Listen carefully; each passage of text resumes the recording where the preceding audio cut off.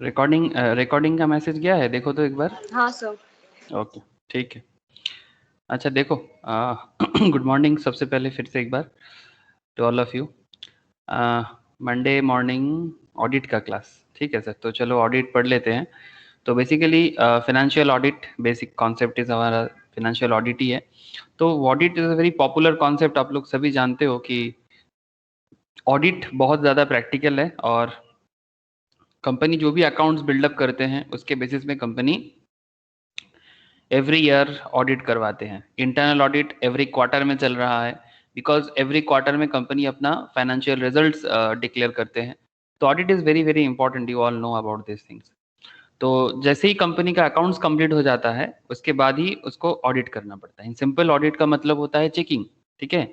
मतलब जो कुछ भी फाइनेंशियल डेटा शो किया गया है, like profit and loss account में, कंपनी के बैलेंस शीट में, कंपनी के कैश फ्लो स्टेटमेंट में, जो कुछ भी दिया गया है, ऑडिटर आके क्या करेगा, उसका ऑथेंटिकेशन को चेक करेगा। सिंपल, ठीक है। मतलब हम लोग ऐसे ऑडिट के भाषा में ऐसे बोलते हैं ना कि ऑडिटर का मेन जो रिस्पॉन्सिबिलिटीज है, द ऑडिटर रिस्पॉन्सिबिलिटी इज, क्या है सर ऑडिटर का responsibility? True and fair view, भूल गए सर? True and fair view of financial statement, मतलब ये ऑडिटर का प्राइमरी रिस्पॉन्सिबिलिटीज है, ठीक है। Not to check fraud and error, ठीक है। फ्रॉड एंड एरर चेक करना इसका मेन काम नहीं है। इसका मेन काम है क्या चेक करना sir? True and fair view check करना। मतलब बिजनेस फ्रॉड कर रहा है, एरर कर रहा है, that is not their main responsibility.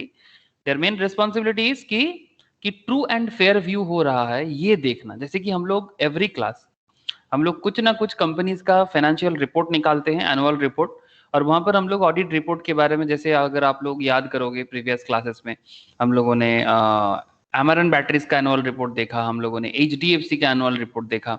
देखा ना सर? हेलो, क्या मैं सही बोल रहा हूँ? हाँ सर। हाँ सर। ओके।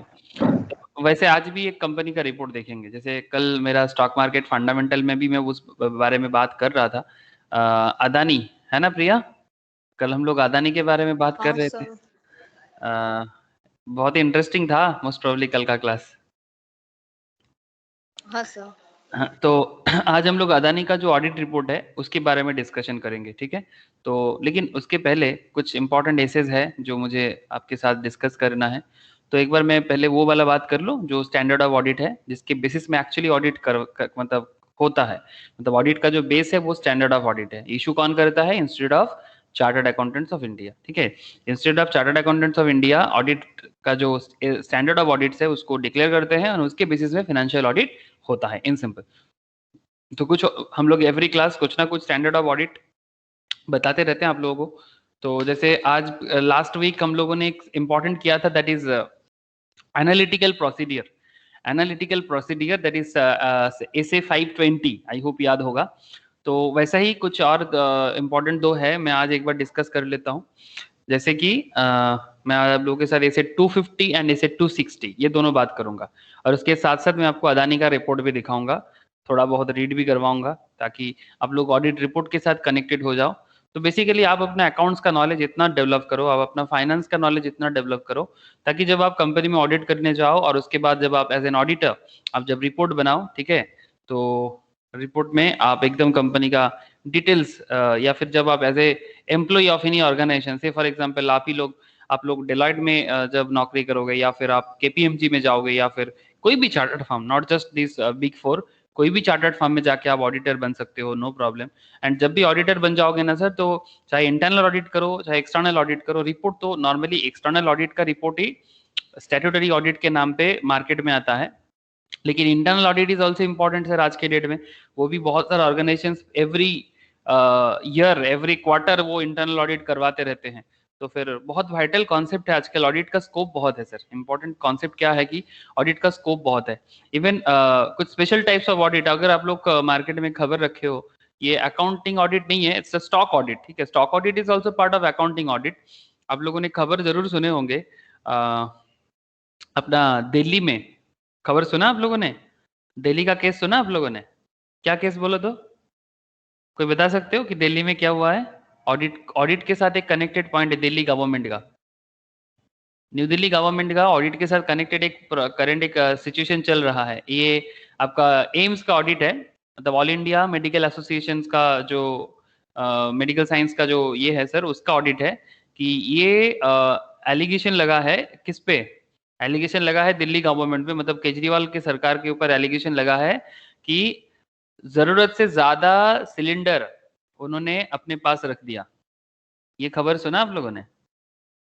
ऑक्सीजन सिलेंडर का बात कर रहे हैं सर, मतलब जितना नीड था उससे कहीं ज्यादा रोना धोना करके केजरीवाल जी ने अपने पास ऑक्सीजन सिलेंडर को स्टोर कर लिया। इसके कारण ऐसे आप सभी को पता होगा कि ऑक्सीजन को लेके किस तरह का प्रॉब्लम क्रिएट हुआ था, फिर उसको लेके पॉलिटिक्स बहुत कुछ हुआ है लास्ट 1-2 मंथ्स में। लेकिन अब पॉइंट ये कि केजरीवाल जी ने क्या सच में ऑक्सीजन को ज्यादा रखा था जरूरत से ज्यादा, कि किसी नीडी स्टेट का ऑक्सीजन सच में प्रॉब्लम में आ गया? तो उसका ऑडिट चल रहा है। तो ये कैसे पता चलेगा? ये तो स्टॉक ऑडिट और जो डेटा मेंटेन हुआ था उसके साथ एट पर करने से ही समझ में आ जाएगा ना, ये एक्चुअल नीड कितना लोगों का था, कितना ऑक्सीजन का जरूरत था और उसके हिसाब से कितना स्टोर में है। तो अगर बहुत ज्यादा है तो फिर उसके अगेंस्ट में ऑल इंडिया मेडिकल एसोसिएशन क्या बताते हैं वो देखना पड़ेगा। सुने हैं सर आप लोग, या फिर मैं ही सुना हूं और मैं ही बता रहा हूं? हाँ सर, अरे हाँ ना, कुछ तो बोलो।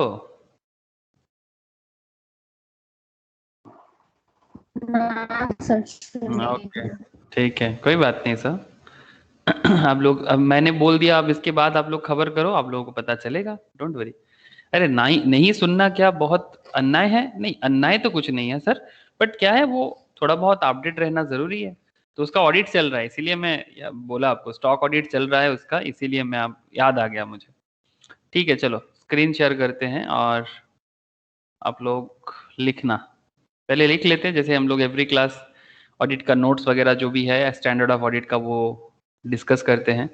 अगर आप लोगों को याद होगा, इन आवर प्रीवियस क्लास हम लोगों ने ये वाला डिस्कशंस किया था सर, एनालिटिकल प्रोसीडियर, है ना? हम लोग एनालिटिकल प्रोसीडियर पे बात किया था, बहुत ही इंटरेस्टिंग एनालिटिकल प्रोसीडियर था। वैसा ही आज हम लोग बात करेंगे standard of auditing. Screen share नहीं है क्या? सॉरी सॉरी, आप लोगों ने बोला नहीं कि सर स्क्रीन शेयर नहीं हुआ। अब देखिएगा तो स्क्रीन शेयर है कि नहीं है? अब हो गया sir. Okay, standard of auditing, ठीक है। ऐसे 250 के बारे में बात करेंगे आज, ठीक है। ऐसे 250 के बारे में बात करेंगे। तो हेडिंग कीजिएगा, consideration of rules and regulation, consideration of rules and regulation in audit, consideration of rules and regulation in audit of financial statements of client, financial statement of client.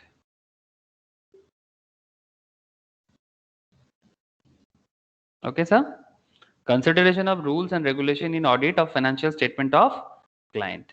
तो एक काम करते हैं सर, पहले हम लोग इसको क्या करें, पहले लिख लें या फिर पहले थोड़ा सा कॉन्सेप्ट को पहले बता दूं? ओके सर, थोड़ा सा कॉन्सेप्ट पहले बता दूं, फिर लिखूंगा फिर समझाऊंगा, दोनों होगा, ठीक है। पहले थोड़ा सा मैं इसका बैकग्राउंड समझा देता हूं आप लोगों को कि consideration of rules and regulation in audit end of financial statement of client, ठीक है। ये क्या कहना चाहता है आपको, व्हाट इज दिस कॉन्सेप्ट, कि ऐसा क्या rules and regulations in audit of financial statements vital हो जाता है ऑडिट करने के टाइम पे, ठीक है, जो जिसके बारे में स्टैंडर्ड ऑफ ऑडिटिंग 250 में बात भी कर रहा है। चलिए सर क्या आप लोगों को दिखाई दे रहा है? ये सर की ऑडिट मैटर्स है। अगर आप थोड़ा सा नजर डालो तो ये फाइनेंशियल स्टेटमेंट है, क्या दिखाई दे रहा है आप लोगों को? इंडिपेंडेंट ऑडिटर्स रिपोर्ट, हाँ सर, क्या आप लोग देख पा रहे हैं सर इंडिपेंडेंट ऑडिटर्स रिपोर्ट? ये आप देख सकते हो किसके ऑडिट रिपोर्ट है? To the members of Adani ports, Adani ports and special economic zone, ठीक है, to the Adani port and special economic zone, इसका रिपोर्ट है सर, ठीक है। तो Adani port and special economic zone का ऑडिट रिपोर्ट है ये, ठीक है सर। कैसे पता चला आपको सर? ये तो अच्छा आप लोग थोड़ा सा पेज नंबर याद रखना, मैं यहाँ पर फिर से आऊंगा, पेज नंबर 315, हाँ पेज नंबर 315 में मैं फिर से आऊंगा। ये देखो सर, ये एनुअल रिपोर्ट के स्टार्टिंग में मैं चला गया। ये देखो, ये अदानी पोर्ट करेंटली इंडिया का सबसे बड़ा प्राइवेट मतलब पोर्ट है, और इसका गोल है जो वो अपने रिपोर्ट में बता रहे हैं। एक्चुअली हम लोग कल ये स्टॉक मार्केट में भी डिस्कस कर रहे थे, लेकिन ऑडिट रिलेटेड मैटर नहीं था, हम लोग वहां पर डिस्कस कर रहे थे कंपनी का फाइनेंशियल वायबिलिटी, कंपनी का फ्यूचर के बारे में हम लोग डिस्कशंस कर रहे थे फाइनेंशियल लेवल्स पे। ये देख सकते हैं आप, Adani ports and logistics annual report है ये 2020-21 का, ठीक है। एनुअल रिपोर्ट के अंदर से मैंने कंपनी का जो ऑडिट रिपोर्ट है वो भी आप लोगों के लिए रेडी किया, इसीलिए मैं आप लोगों के साथ डिस्कस भी कर रहा हूँ। तो जो भी हम पढ़ रहे हैं सर, तो कहाँ मिलेगा हमें? Financial statement. देखो एक एनुअल रिपोर्ट के अंदर क्या क्या होता है, जब आप लोग फाइनल लेवल में पढ़ाई करोगे या इंटरमीडिएट लेवल में और डिटेल्स में जाओगे, स्पेशली इन फाइनल लेवल में डिटेल्स पूरा रेडी करना सिखाया जाता है। तो ये देख सकते हैं आप सर, स्टार्टिंग में कॉर्पोरेट ओवरव्यू, फिर स्टैट्यूटरी रिपोर्ट्स, कुछ important reports like directors reports, ये सब होता है, एंड उसके बाद financial report statements. Financial statements के अंदर ही होता है ऑडिटर का एरिया, ठीक है। तो इसीलिए हम लोग 315 में देख रहे थे सर।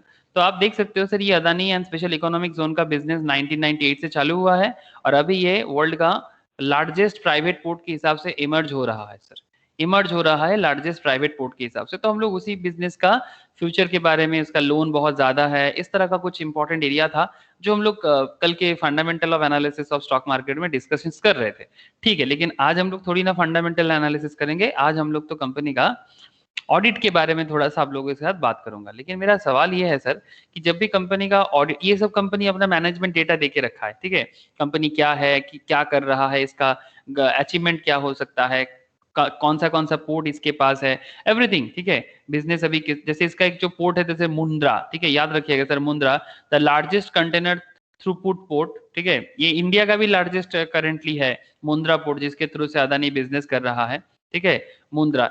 ये देख सकते हैं आप, ये मैं कल दिखा रहा था कि कंपनी कितना अच्छा बिजनेस बढ़ा रहा है डे बाई डे। इंडिया का एक्सपोर्ट जितना बढ़ेगा, इसका बिजनेस और बढ़ेगा।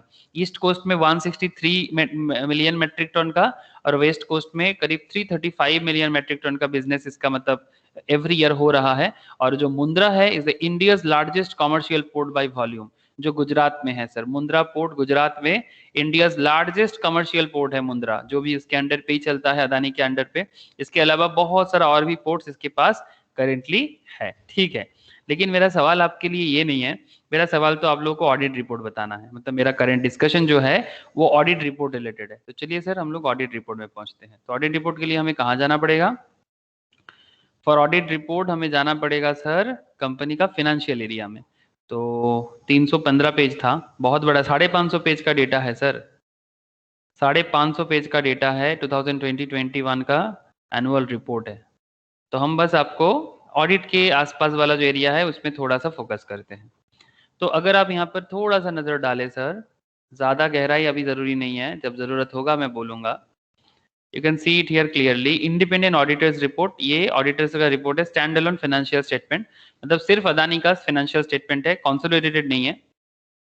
कंसोलिडेटेड मतलब अपना सब्सिडियरी वगैरह का मिला के, और स्टैंडर्ड मतलब खुद का, सिर्फ अदानी का जो बिजनेस है उसी का, किसी सब्सिडियरी को इसके अंदर नहीं लिया गया।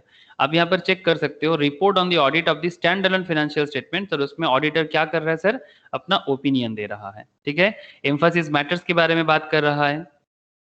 आप देख सकते हो, वी हैव ऑडिटेड, किस तरह से लिख रहा है, we have audited the accompanying stand alone financial statements of Adani Ports and Special Economic Zone, the company which comprise the balance sheet as at 31st March 2021 and the statement of PL, क्या क्या check कर रहा है? Balance sheet, statement of PL including other comprehensive income, ठीक है, the statement of cash flows and statement of changes in equity for the year ended and a summary of significant accounting policies and other explanatory information herein after referred to as the standalone financial statements। मतलब ये यहाँ पर बोल के दिया कि financial statement का मतलब क्या क्या है, जिसको ऑडिटर्स ने चेक किया वो ऑडिटर बता रहा है। सर ऑडिटर कौन है इस कंपनी का? सर ऑडिटर कौन है? मोस्ट प्रोबेबली डेलॉयट है, मोस्ट प्रोबेबली डेलॉयट, और उसके साथ और भी कोई है, मैं देख लेता हूँ सर, आप लोग भी देख लो कि ऑडिटर कौन है। यस, डेलॉयट हैस्किंस, देख सकते हैं सर, बिग फोर का जो one of the big four है, ठीक है। The Deloitte Haskins and Sells limited liability partnership, chartered accountants, ठीक है। और ये आपका इनका पार्टनर का नाम देके रखा है सर कार्तिकेय रवल, जो इस कंपनी के थ्रू से, ये फार्म का नंबर है और ये जिन्होंने ऑडिट किया, ठीक है। तो इन्होंने इस कंपनी का ऑडिट किया और अपना ओपिनियन को फॉर्म करने के लिए इतना सारा मैटर के बारे में बात किया, ठीक है सर। ये सब तो हम लोग धीरे धीरे रीड करना सीख जाएंगे, डोंट वरी सर। मैं तो यही चाहता हूँ कि आप खुद भी बनाना भी चालू कर दो। लेकिन हम लोग करेंटली जिस पॉइंट पे डिस्कस करने जा रहे हैं, that is simple consideration of rules and regulation in audit of financial statements of client. तो एकदम सिंपल कुछ इंपॉर्टेंट बातें हैं, मैं कर लेता हूँ। मतलब क्या रूल्स एंड रेगुलेशंस के बारे में फाइनेंशियल स्टेटमेंट ऑफ क्लाइंट का चेक करने के समय क्या कंसिडरेशन होना चाहिए। तो लिखो सर, लिखते लिखते समझते हैं। Auditor should check whether applicable laws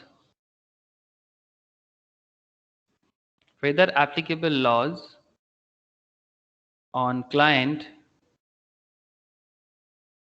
have been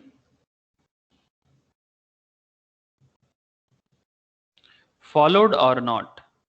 मतलब जिस पर्टिकुलर बिजनेस का हम ऑडिट करने जा रहे हैं, तो जो भी business related rules regulations and laws है, क्या वो सारा का सारा rules regulations laws client follow कर रहा है।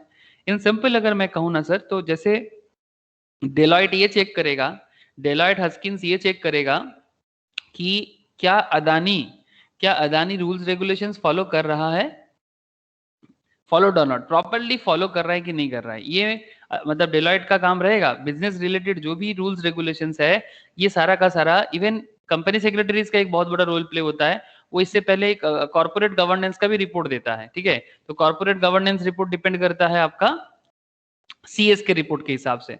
तो वहां पर भी पता चलता है कि अल्टीमेटली कंपनी कितना अच्छा कर रहा है, नहीं कर रहा है, वो भी डिपेंड करता है। तो रूल्स रेगुलेशंस एवरीथिंग, क्या कंपनी प्रॉपरली कर रहा है, इसके बारे में भी रिपोर्ट में बताना पड़ता है।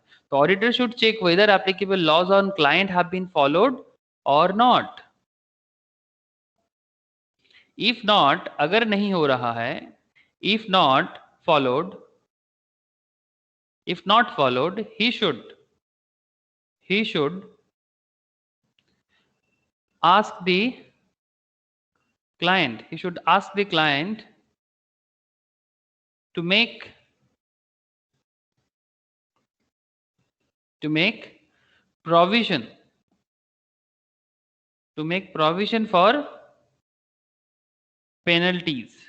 provision for penalties, and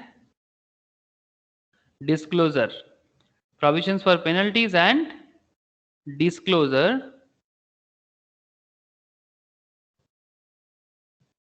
if any, failing which, अगर फेल करता है, failing which auditor should issue, अगर नहीं कर पाता, मतलब जो भी उनको बोला जा रहा है अगर वो नहीं करता है, if not followed, he should ask the client to make provisions for penalties. तब आप पेनल्टी दो, रूल्स फॉलो नहीं करोगे तो पेनल्टी तो देना पड़ेगा। Provisions for penalties and disclosure, जरूरत पड़ने से डिस्क्लोजर भी बताओ कि क्यों फॉलो नहीं कर पाए, जो भी रीजन है आपको बताना पड़ेगा, ठीक है। ऐसे नहीं छोड़ा जा सकता। तो ऑडिटर क्या लिखेंगे sir, auditor should issue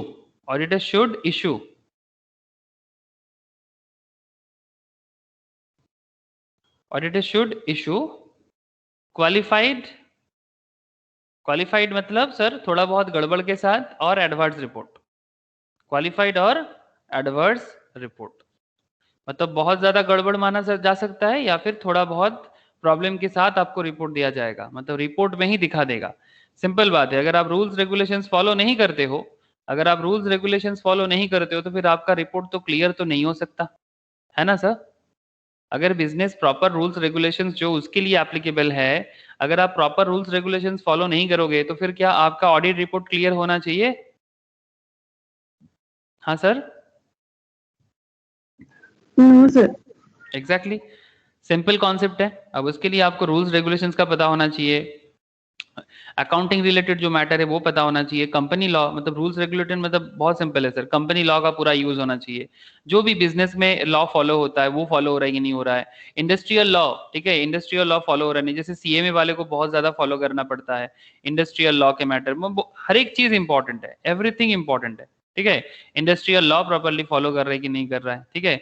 CS जो देखते हैं वो पूरा का पूरा कॉर्पोरेट गवर्नेंस प्रॉपर्ली चेक कर रहा है, वो भी देखना पड़ता है, ठीक है। कॉर्पोरेट गवर्नेंस से ही पता चलता है कंपनी प्रॉपर्ली फॉलो कर रहा है नहीं कर रहा है।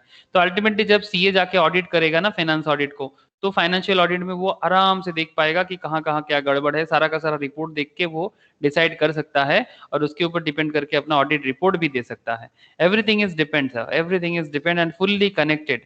Each and every person are connected with each and every qualified professional. सभी कोई एक दूसरे के साथ कनेक्टेड होके ही काम करना पड़ता है, तभी जाके एक इतना बड़ा बड़ा ऑर्गेनाइजेशन चल सकता है सर, ऐसे नहीं चल पाता। आप समझ रहे हैं ना सर? ये देखो सर यहाँ पर ओपिनियन दिया गया है।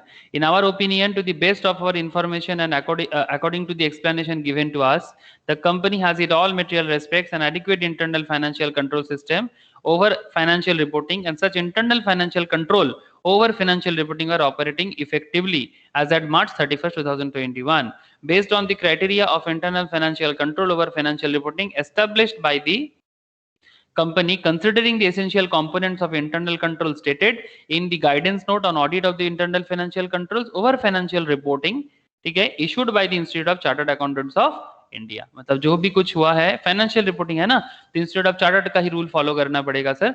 तो सब कुछ उन्हीं के हिसाब से हुआ है और इसी हिसाब से इन्होंने रिपोर्ट भी दर्ज किया।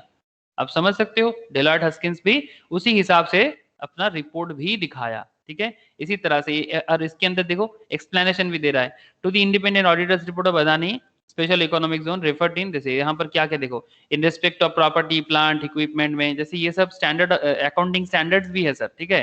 तो ये सब जब जैसे जैसे आप लोग आगे आगे अकाउंट्स में अच्छे करते जाओगे ना, अकाउंटिंग स्टैंडर्ड्स भी अच्छे से पढ़ोगे, तो उसके ऊपर डिपेंड करके आपका ये सब नॉलेज भी आएगा कि किस तरह से बिजनेस अपना प्रॉपर्टी प्लांट इक्विपमेंट जिसमें ग्रॉस ब्लॉक कितना है, डिप्रिसिएशन प्रॉपर्ली चार्ज कितना कर रहा है, जो भी रूल्स पॉलिसीज एवरीथिंग सब कुछ प्रॉपरली कर रहा है नहीं कर रहा है, वो सारा का सारा डेटा मेंटेन करना या मेंशन करना जरूरी होता है।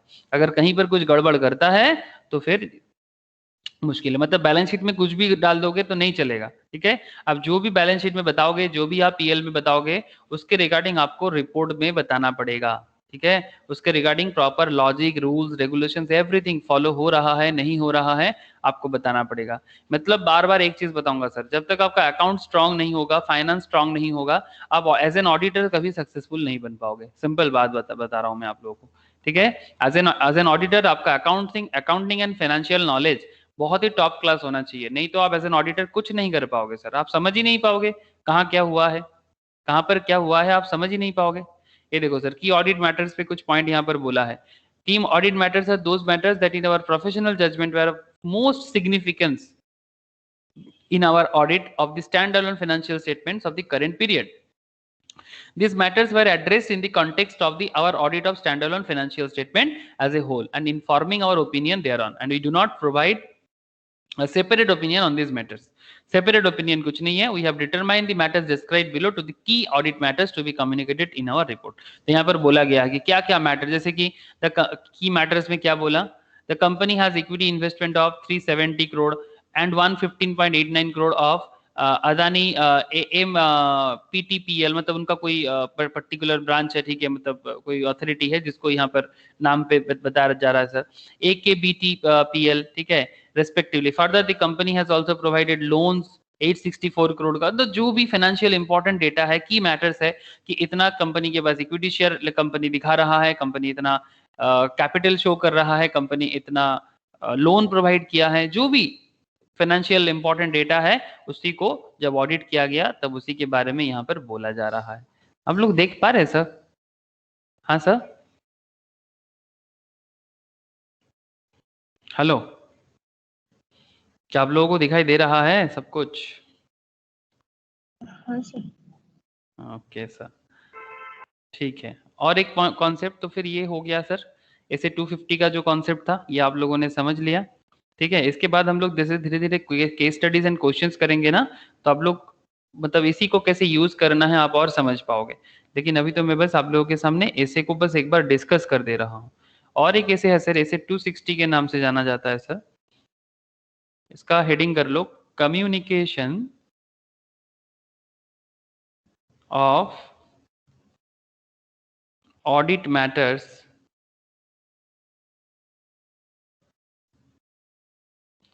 to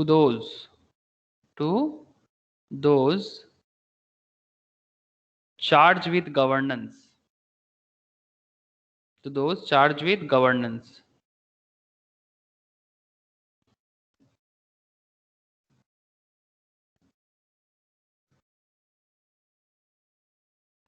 ठीक है, ये एक इंटरेस्टिंग मैटर है। बताता हूं सर क्या करना पड़ता है ऐसे केस में। आपको क्या करना पड़ेगा, auditor should, as an auditor आपका क्या काम हो जाता है सर, ऑडिटर शुड कम्युनिकेट,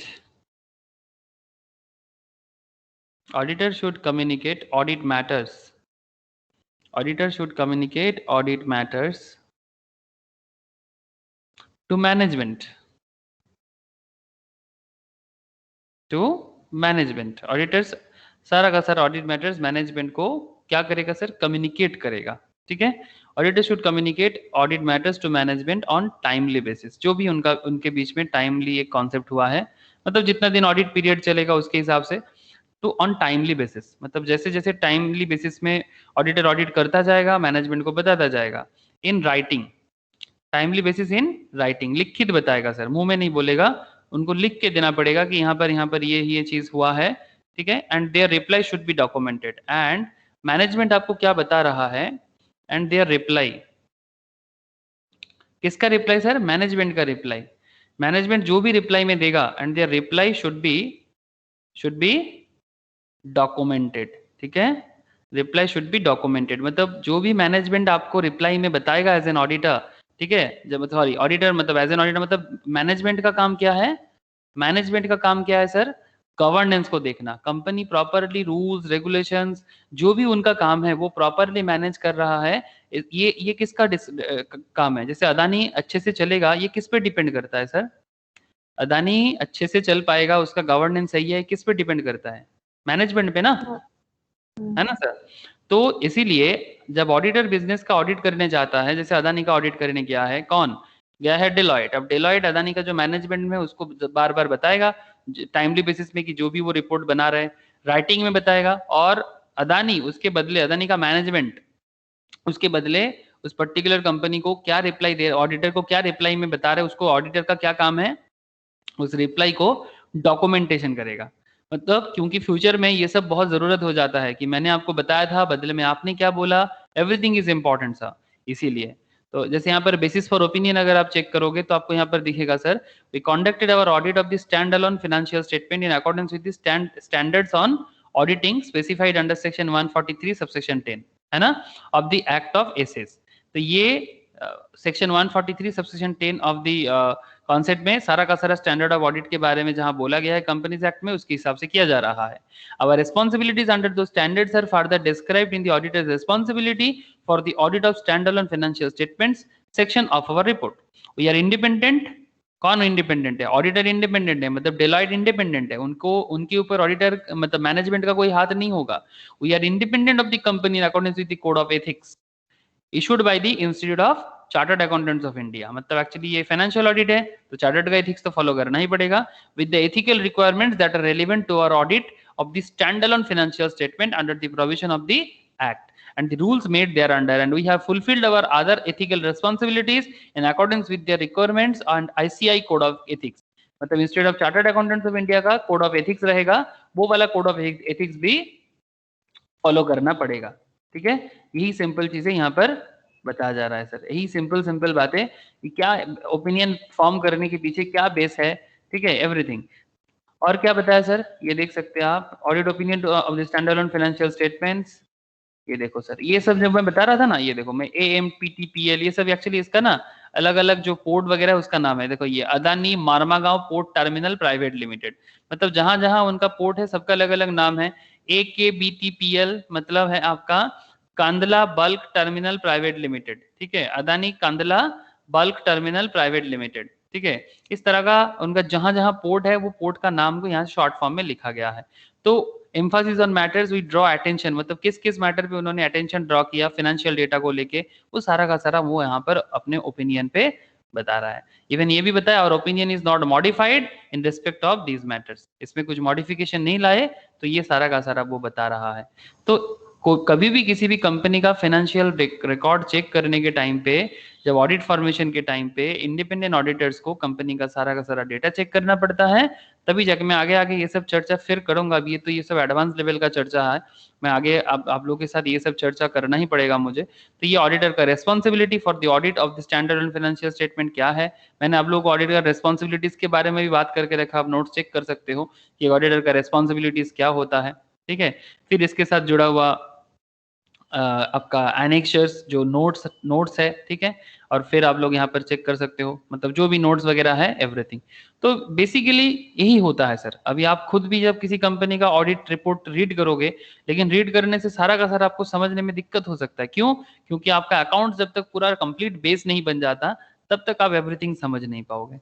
ठीक है, और उसके बाद ये बैलेंस शीट को रीड करना, उसको रीड करके ये रिपोर्ट, ऐसे देखो ये ऑडिट रिपोर्ट के बाद ही बना हुआ है, मतलब ऑडिटर ने जब कंफर्म किया उसके बाद फाइनेंशियल रिकॉर्ड ये वाला है, लेकिन इससे पहले भी कंपनी अपना रिपोर्ट बिल्ड करता है।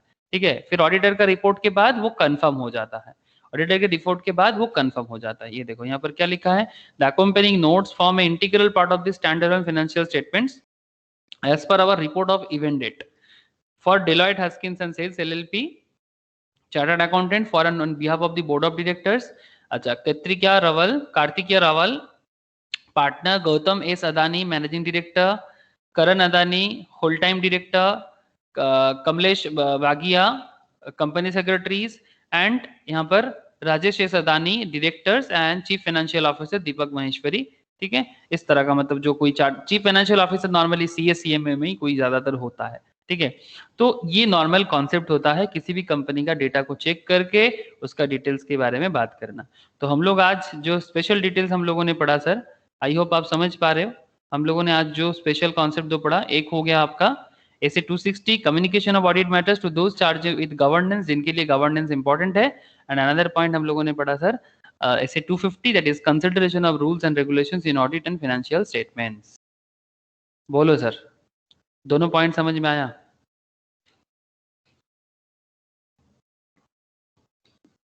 हाँ सर, बोलो ना, समझ आया कि नहीं?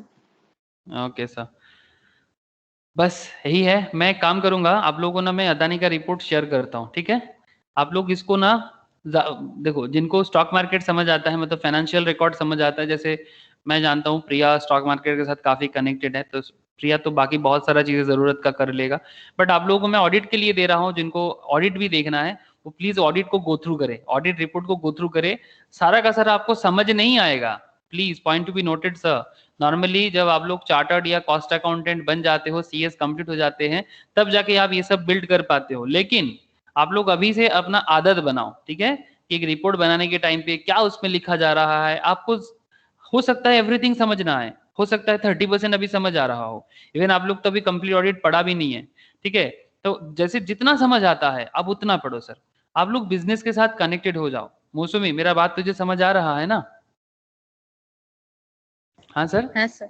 मैं बस इतना कहना चाहता कि सर आप लोग ये सब चीजों के साथ कनेक्टेड हो जाओ, रीड करना चालू करो। जैसे मैं एक चीज तो मैं गारंटी बता सकता हूँ, यहाँ प्रिया है। प्रिया, आप मुझे बताओ कि क्योंकि आप स्टॉक मार्केट के साथ कनेक्टेड हो, तो आप स्टॉक मार्केट बहुत दिनों से पढ़ रहे हो, तो आप जब एनुअल रिपोर्ट्स पढ़ते हो तो आपको बहुत टफ लगता है क्या? मतलब पहले से अभी भी बहुत कुछ है जो शायद समझ में नहीं आता होगा। हेलो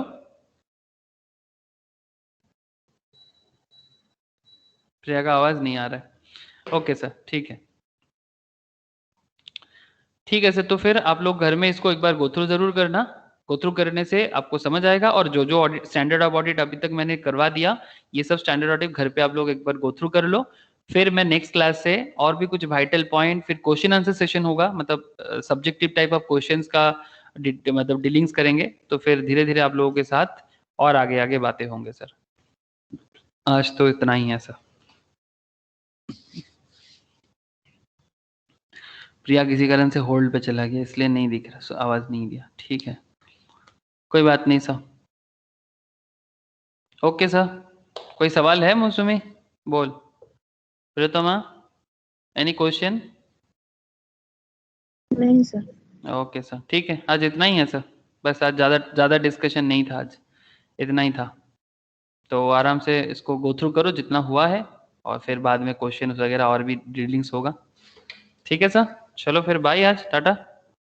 सर पीडीएफ तो शेयर कर दीजिएगा। एनुअल रिपोर्ट का?